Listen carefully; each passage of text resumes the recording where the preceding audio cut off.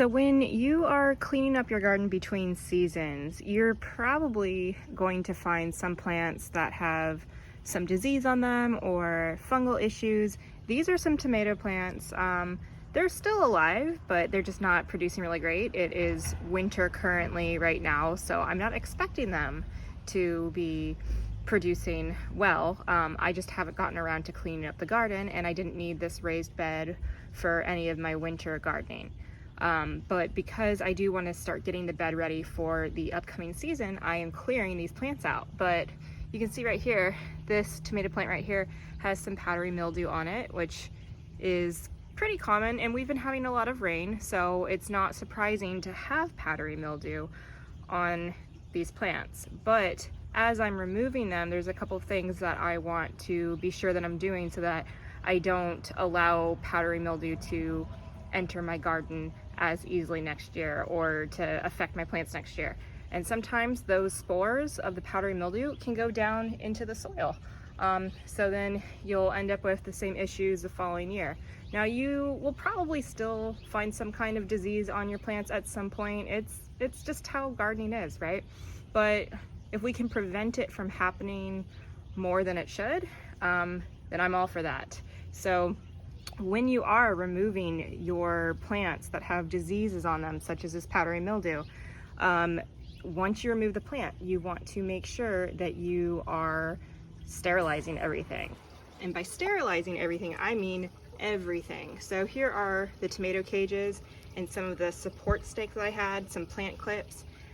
So what I like to use is I like to use just rubbing alcohol. You can use like the rubbing alcohol wipes, even like a fungicide you could wipe these items down with, but you definitely want to make sure that you wipe down the cages, the stakes, and the plant clips.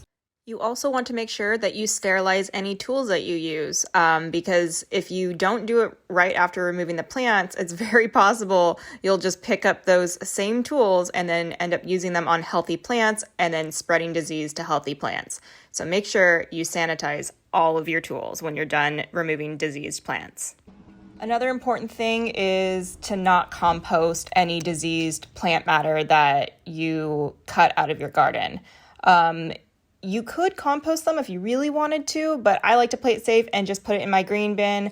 If you're going to compost them, you just need to be really, really confident that you can get your compost hot enough to kill all of those spores and diseases. And for any gloves that you used while working with diseased plants, you definitely want to wipe those down as well. Or if they can be thrown in the washing machine, go ahead and toss them in the wash. Or you could use disposable gloves, or if you just want to use your bare hands, then just make sure that you wash your hands really well before you touch healthy plants. And if you're concerned that there might be any lingering spores or disease left behind in your soil, you can do what I've done here and throw a tarp on top of it, and you can let solarization take care of it. So what solarization is it's essentially cooking everything underneath the tarp. So it should get hot enough by the sun to kill off all of that yucky disease.